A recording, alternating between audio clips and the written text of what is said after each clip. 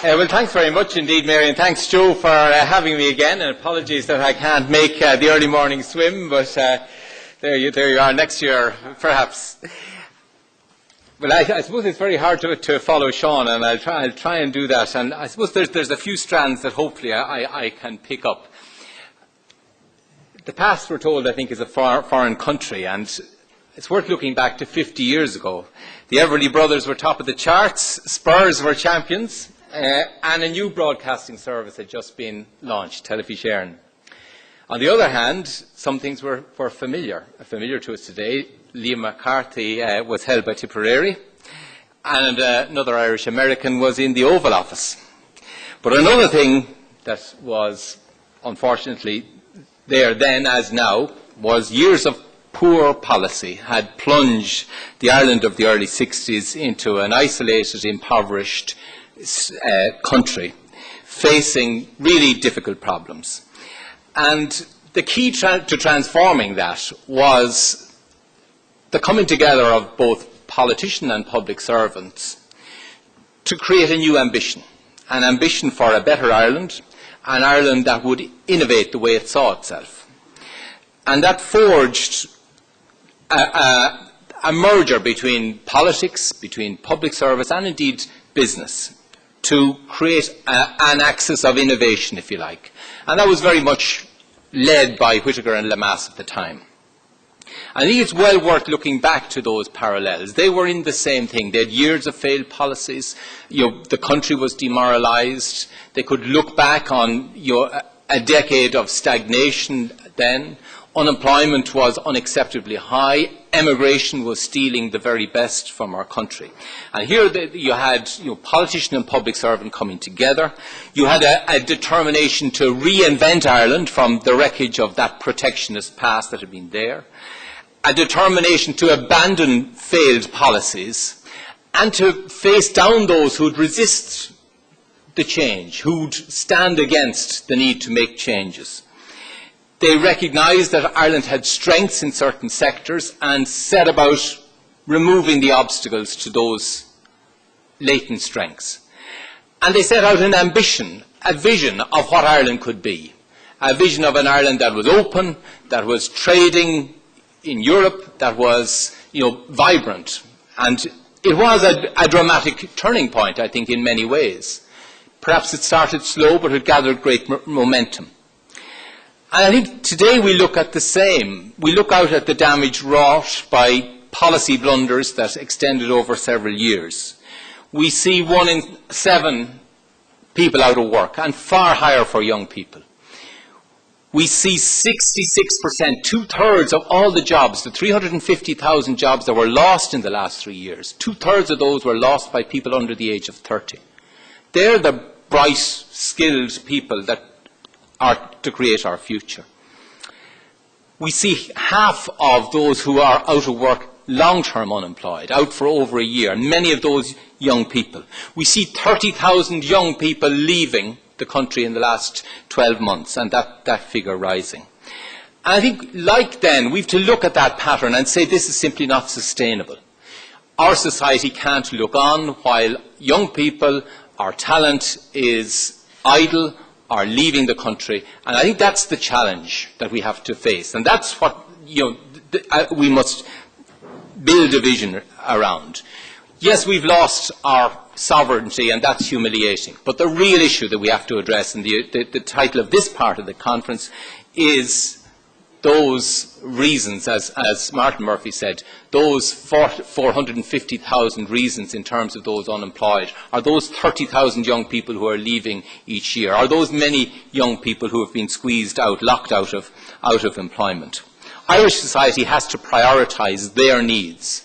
There's no point in battening down the hatches and pulling up the ladder behind us, and those of us inside relatively cautious, weathering this storm. We have to think about how we're going to address those young people. I think we can build a fresh vision for this country. I think the first lesson, and it's something I said last year, and it's, when I went back, the first mistake that's often made after an earthquake is to try and rebuild on the same foundations. And I think we must use the opportunity of the earthquake that we have encountered and experienced, to build entirely new foundations for the Ireland we want to create ahead. Like 50 years ago, we have to reimagine what this country can be like. We have to have a daring vision of how it could be different. We need to transform our industrial landscape and create the type and number of jobs we need. And there's nothing short of a revolution, in my view, in the way we think about ourselves that's necessary to achieve that. It requires not just a political revolution, or a technological one, or a financial one, but most of all, it's a change of our mindset. It's a revolution of the way we think about ourselves, the way the ideas that we embody. I think we need to have a different mindset. We have to have a mindset that expects high levels of performance from every walk of life and defends the changes necessary to achieve those high levels of performance. That celebrates enterprise and those who take the risk of creating a business and sees no stigma in those who try but who fail. It has to question those who say, well, it's always been done this way, so we should continue. And it cannot turn a blind eye, as has happened so often, on the awkward evidence or the low standards, as that has happened too often in recent times. In many ways, you could describe it as what we need is an innovation revolution. Because it is the application of creativity and ingenuity, which we have in abundance as a country, to our problems that will deliver the ambitions we set ourselves. And the leaders of this, innovation revolution aren't the men in the white coats that sit in the RABs, though they play a very important part. They're people in every walk of life. Every one of us can help the way we deliver public services, help the way our communities operate, help the way we educate our children, help many facets of our economy that we need to improve, as many other speakers have said. Innovation can be the small things that change the way a community works or the way a business works. And it must become the norm. That must become the norm in our political life. A willingness to change and to be inventive, to look at different ways. And I think that has got squeezed out of our system, I suppose, by the years of success. But we still see wonderful exemplars of how we can be innovative as a people. People like Mickey Hart, who has transformed the football scene. People like Moya Doherty, who transformed the way we looked on Irish traditional dance. People like Rory McIlroy, who has transformed what the expectation of a golfer is. People like Sebastian Barry, who wrote about areas not so far from here and won the Booker Prize. They're just as much innovators as the people in the white coats who are innovators. And it's about the passion, the ingenuity, the courage to break new ground. That's what's the essence of what's needed to achieve what we need. Innovation it's about how we add value. How we add value as a people. Maybe it's a special insight. Sometimes it's a smarter way of working, or a unique image that creates a brand, or maybe it's just a creative touch that we transform simple things like food into a wonderful gourmet dinner. And that's what separates the pacemaker from the peloton, since we're just after the Tour de France. And I think Steve Jobs, who Sean referred to, he once said that innovation is what distinguishes between leaders and followers. And I think the time is right for Ireland to start planning to lead rather than waiting to follow. I think the election has created a watershed, not from a political point of view, although obviously it has been huge political change, but it gives us the chance to put some of the failed policies of the past behind us and start talking and thinking about and planning for a vigorous comeback, for a new future. There's no point in trying to nurse along the failed policies of the past. And that's what I think had preoccupied ourselves. We were all about talking about the banks and their debts, about the public finances. And we forgot, as Martin pointed out at the very first speech, that really the recovery of this economy is about the capacity to create employment. So we need to be willing to, like Lamass and Whittaker did, we need to start to aim a bit higher. I think this isn't impossible to do. Look at other countries. Finland was through a very similar crisis to our own.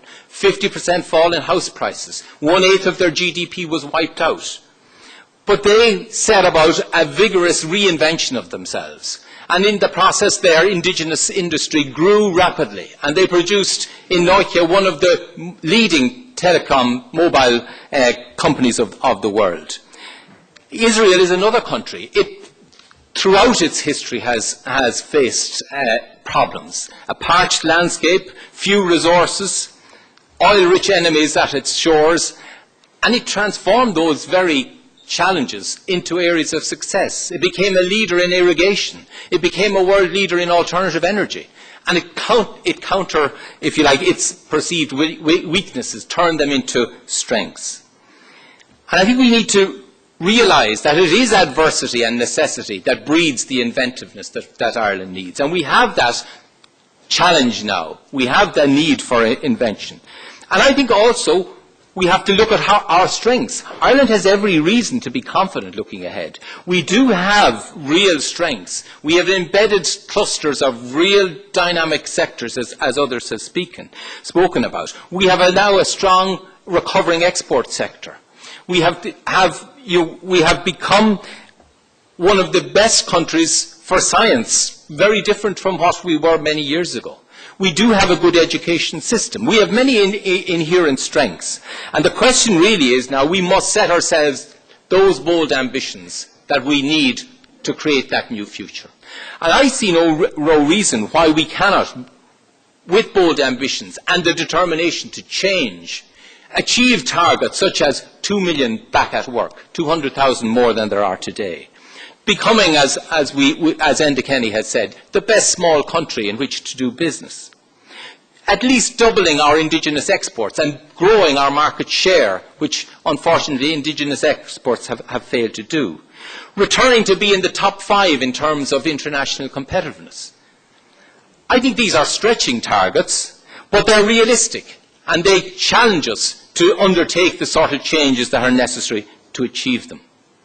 I think there are a number of critical drivers of change, and some of these aren't new. Others have spoken about them. First is the role of government. Every enterprise to be a success, it needs to have a competitive place to do business. It needs to have a supportive policy environment. It needs to be well managed. It needs to have a market to sell its goods in. And nearly every one of those is intimately influenced by some part of government. And I think government in all its guises has to step up to the plate to be part of creating this different future, a future in which we can employ our people. So whether it be our public utilities, our regulators, our education system, our banking system, public procurement, each one of them in their way can be a very dynamic source of change, creating employment within this country. So we must foster that creative change within the public sector that others have spoken about. The second area is foreign direct investment, and Martin obviously has talked about that. It will remain and has been a key element of our economic model. But we also must create the conditions here where the ambitious leaders of Irish multinational companies based here in Ireland are winning new elements of their global operation for Ireland. And I think we need to bolster the case of those many leaders of multinationals who have become a huge source of dynamism in this country. Bolster their case for winning for Ireland new businesses. But however, I think the real challenge isn't about how we attract the next Google or the next Microsoft, although those are very important to our future. The real challenge is how do we create the Google, the homemade Google, the Google or the company that is produced and born in Ireland and becomes a significant multinational. That's the challenge that we have to face, and it was raised obviously by Sean. And that's where I think it comes to how do we foster more enterprise, companies capable of starting up and growing to scale. We need to create an indigenous engine of growth, and that's what has been lacking. And I found it disappointing, 14 years out of this job, back in to find that we still only 10% of our exports come from our indigenous companies. I know that figure will obviously be bloated by the impact of exports in the chemical sector, the pharmaceutical sector. But we have a problem with growing companies from that start-up phase to become successful exporters. And we also have a problem, that although we've more people starting up, 9% of people start up their own business and are occupied in self-employment.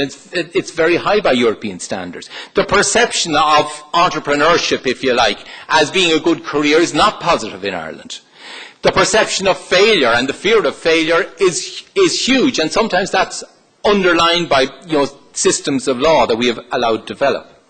We need to be smarter in the way we support our enterprises to grow to scale, as Sean said. And I think this is a challenge that I will be addressing to the agencies that are under my aegis, if you like.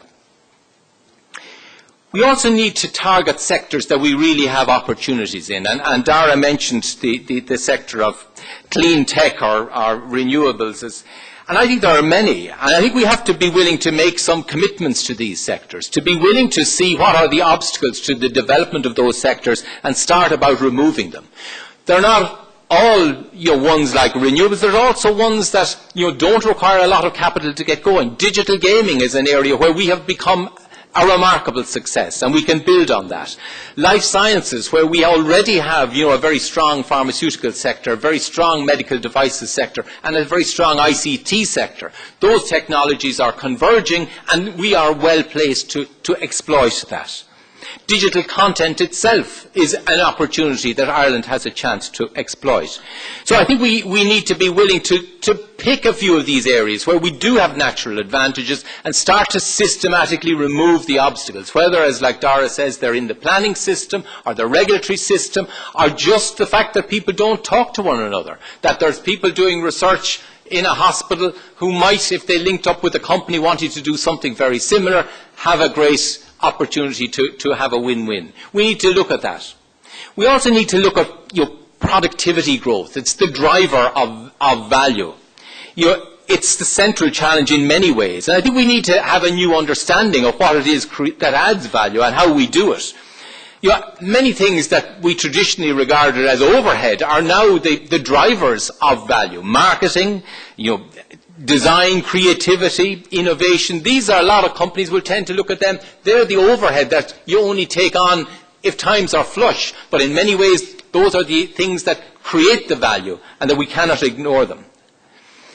The challenge of designing in value and designing out cost is the biggest challenge for the public sector. And that needs a more dynamic leadership and a more willingness to judge people by performance, a willingness to devolve power, give people the authority and the opportunity to change the way work is done in the public service and reward them and recognise them for what they achieve. I think process innovation is a very rich vein, as Sean was talking about, and many Irish companies don't do it. But what's very significant is those companies who do start to try and innovate in their operation, less than 0.5% of them stop innovating having once tried. We need to get people to start on the innovation ladder. We need, as others have said, we need to look at our R&D spend and focus on how we commercialise it more effectively. But also I think we need to look at our own communities. And I think Sean struck a chord with me and with many others. We need to look into our own communities and just see how supportive are we of companies or enterprises that are trying to get off the ground. How often do we look at our own creative talent when we are out picking things to buy? How often do we inadvertently in some of our social policies require people to be trapped in idleness when really we should be using our welfare and support systems to allow them to develop their potential? I think we need to rethink many of those policies so that we put the emphasis on people developing their potential and, yes, having an obligation in return for the support they get to develop their potential, to take on those opportunities, and if they fail to, taking the consequences. I believe that this government has made a resolute start. Up on the board, we're talking about the first 100 days. And the first 100 days, I believe, have been significant. We have restructured the banks, and we now have two pillar banks who are well capitalised, who do have low loan-to-deposit ratios, who are in a position to lend. Yes, they're not lending yet, but they are in a position to lend, and we will now be riding shotgun on them to make sure that that recapitalisation does result in lending flowing into our communities. We have also introduced a jobs initiative, not the answer to everything, but yet saying to people who have talent, your companies like Hewlett-Packard is willing to take you on with some small support from government. Take those people on, give them work experience, break the catch-22 of young people with lots of ability, lots of qualifications, but no experience. Those sort of initiatives we have taken. But let's be honest, we need to sustain that momentum. We need to do more. And obviously Budget 2012 will be another opportunity for us to take some more innovative steps. But like Sean said, I believe we need to go beyond that. And now is the time to pull the strands of change that we need to see happen in this country into a coherent plan. That plan will have as its mission our determination to get people back to work, to rebuild our communities around sustainable, innovative and exporting new enterprises. A will driven by a new generation of entrepreneurs, and we do have some of the best business leaders this country has ever had now in this generation. I believe we do need the equivalent of the first economic programme introduced all those years ago, backed by Whittaker and Lamass, to set out our faith in ourselves, our ambition for ourselves, our willingness to make changes in critical areas of economic and social life in order to deliver it. Tearing down barriers to innovation is what we need to be about in such a plan. It's about taking away the obstacles that, whether it's in our minds or in systems or organisations, that stand in the way. And we are today actually on the 50th anniversary of the day Khrushchev went to East Berlin and ordered the erection of the Berlin Wall. And I think we should be thinking now how in Ireland in this year of 2011 can we start to take down the walls, the barriers that stop us realising our own potential. I think change too often is seen in Ireland as a zero-sum game. That in order for something to change, I have to give something up and I'm at the loss. We need, through a plan, and I think that's the virtue of taking a broad strategy. It starts to turn what for many is a zero-sum game, whether it be about adjustments in the wage-setting mechanisms, or about changes in the way public service operates, about restructuring or closing down businesses. These will be seen, rightly, people will be nervous and fearful of the change that's coming their way. But if we create a coherent picture where there are many changes happening simultaneously, we can turn what is a zero-sum game into a mutual gains game, where we're all gaining. Yes, we're all giving something up, and this isn't going to be a painless road. We're embarked on a difficult few years ahead. But if we can see the direction we're heading, I think people will be willing to come with us on that difficult journey. Whittaker said, readiness to adapt to changing conditions is a sine qua non for economic success. I think this innovation revolution, I see this innovation revolution as the beginning of a drive towards a self-sustaining, higher productivity economy underpinned by pioneering skills and an enterprise base. But the innovation revolution is not about men and women in lab coats, though they will play a part. It's not about politicians and public servants, but those will have a crucial role. It's not about business people and industrialists, although most certainly they'll be at the heart of the change that I believe we need to see for our economic future. But essentially the innovation revolution is about our own people, about our communities, about our children's future, about leading rather than following, so that we're masters of our own destiny. It's about Irish people realising their full potential in their own land and creating a future for their children to grow up in and their parents to grow old in. To paraphrase O'Casey, I believe that the time is rotten ripe for this type of revolution. Thank you.